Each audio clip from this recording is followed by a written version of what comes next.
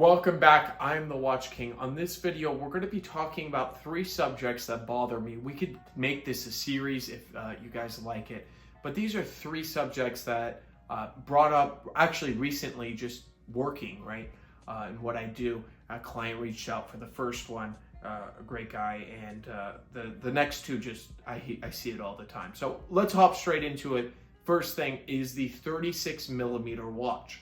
Right? What is wrong with a 36 millimeter watch? Nothing. These watches are fantastic. They have been worn by Martin Luther King Jr. We have presidents that wear 36. 36 was the man's watch always, right? And still is and always will be. It's classy. It's not bulky. It's not gaudy. It is just a great watch. And what is it with the 36 millimeter watch that everybody says is a woman's watch? Now, I don't believe in anything women's, non-women's, right? Especially now, right? In the watch world, there used to be a line, and I still consider, I try to sway people, 34 millimeters is a man's watch, I consider, but also a woman can wear it, all right? And 31 below is, I would consider, a woman's watch. I've seen some guys try to rock it, you know, great for them, but 34 is the line with me, right? Because that's where there's nothing wrong with the 34 watch, but 36 is definitely in men's territory. So what really happened? So I always have discussions with other dealers and other people, and this guy was selling watches all the way back in the 60s. He owned an AD and all this. So he goes, simply, I go, why is this not considered a men's watch anymore? He goes, because women got fat. Now that's not a nice thing to say, but obesity in this country, right? He said it because he's old-fashioned, but everybody's got very heavy. Their wrists have gotten bigger. But that doesn't mean that men cannot wear 36 and now it's a woman's watch. It's entirely untrue. I think that anybody can really wear anything. I see women wear 41. I mean, sometimes it looks a little, ridiculous, but that's up to their own, right? But 36 is definitely a man's watch. And whoever says that it isn't is going to be very insecure with themselves, right? So he made, the client I had wanted to buy 6605. I'll tell you the story. Beautiful watch, super classy, pre-1600s. It's a really nice watch, right? So he made he was telling his friends that he was getting it. And they go, 36, that's for a woman. And they kind of like teased him, but not in a nice way from what I understood. So just, whatever. So the story goes on and he goes, yeah, he asked me about it. And I go, well, they're just insecure with themselves, right? It's like bullying in school. That's how you kind of think about it, right? If somebody's picking on you, they just don't feel good about themselves. That's just psychology, right? I'm not even a psychologist, but that's just like basic psychology. It's just because of that. So don't let anybody ever tell you that 36 is a woman's watch, or even 34, right? 34, my 6094, which is 34, and it's super light and everything. It just wears beautifully on my wrist, right? I think it's super classy, just a great watch in general. All right, so covering that section done, right? 36, that's my biggest pet peeve. We're going to next talk about Cartier. Now, we're not going to spend as long on Cartier here. Cartier, to me, recently in recent trends, has grown significantly. Great for them. There's one YouTuber who makes great content. You probably know him if you watch videos. And he always makes these Cartier and these... I like his off-brand stuff. Like, he buys some stuff that is not super hype, but pretty much all his watches are hype, right? And they're all Cartier. So this trend has become something crazy. So there's like Bamboo came out in this year, and Tanks and this and that. Tanks is a great design, don't get me wrong. But like, for instance, the Bamboo, right? We'll talk about the crash in a second, but like this particular watch, to me, whatever it looks, I'm not going to say personally what it looks like because they're a jeweler house, but these watches I think are like 15 grand, right? Depending on condition, or 10 grand.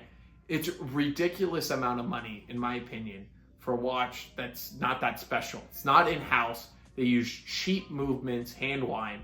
They're not that special, the movements that Cartier used in the vintage realm. Really, they're not. Third party, right?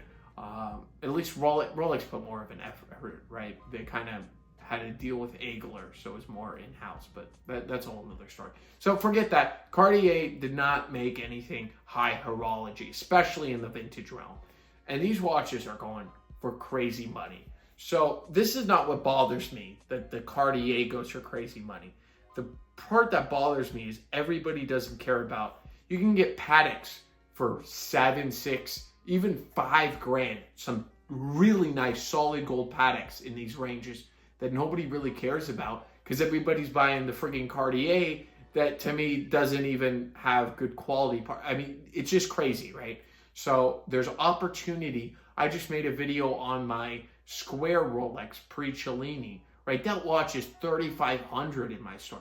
That, right? If that said Cartier on it and it was from the 30s, you would be looking at, I don't know, at least 20 grand from the 30s. It's just mind-boggling, right? And I think that watch is way better made than those Cartiers. Don't get me wrong, they're great designs. Nowadays, they've gone in-house. It took them a long time to go in-house, but they've gone in-house. They're never super high horology. They make nice watches, right? They're the one that, but they're very limited. They're nice watches. The one that's a rotor in the dial, that's a cool watch that they make. So, but they're very limited and extremely expensive, and you'll never get your hands on them, basically. So I don't consider them high horology. I would put them in the realm, and I will get a lot of hate for this, but of like Louis Vuitton, right? Louis Vuitton makes some garbage watch. Well, they've gone nicer because, you know, but I'm talking about like nowadays. They've gone like, there's I think $11,000 stainless watch, and it's decent, right? So that's like Cartier. They're like decent.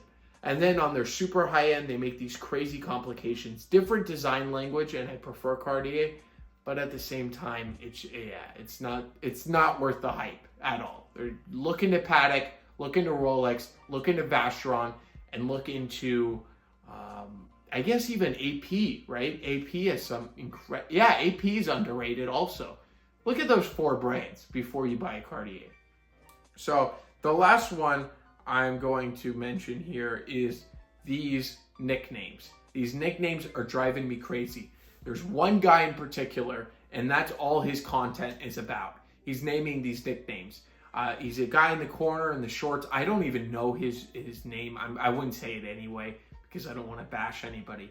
But if you know, you know. He's like, this watch just came out, and it is now the Superman, and this is the Green Lantern, or whatever the heck he says. This guy, to me, so annoying, always pops up, right? And it's nothing wrong with him personally, but the content he chose and the way he gets his audience, right? There's nothing wrong with nicknames. There's nothing wrong with it. I get it. It's fun. They're $10,000 watches. We're all kids at heart, right? I'm wearing a rare bird, right? A 1630, right? That's a rare bird. I like those type of nicknames because whatever. But when you're posting about every single watch has a nickname, right? And it's like pieces that are off catalog.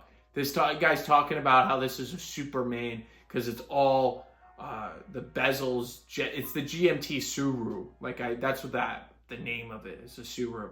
But he's calling it the Superman because it's got nobody's getting these watches. They're not available, right? And if they are, there's not enough production to make a nickname, right? I don't mind Pepsi, don't mind Batman, don't mind, certain ones, but when you're calling it Starbucks and then calling it another name and this and that, he goes, this new watch came out and this, super annoying. That's a trend I think should die. I think it will die eventually. People will get bored of these nicknames and start calling the watches. Pepsi will always stay, Panda, Daytona Panda. I'm not even a fan of the Panda, but I get why it's called the Panda, right? Those ones I don't mind. But when you get into these off catalog, just super annoying. Let me know if you share any of these. I don't want to keep you here too much longer. If you're into vintage watches, very cool stuff, definitely check out the link below. My store is there. And if you like content like this, and please comment below if you want something else like this. This was kind of made on the fly, right? There's definitely a lot more problems I have with the watch community, and we'll get into more details because I think you guys as viewers, especially my viewers, right? I care about you guys. So I want to make content about like watch scams and things that have happened and this and that, in the future. So like or dislike, and comment down below. Can't wait for those. And I will catch you in the next one. Have a great day.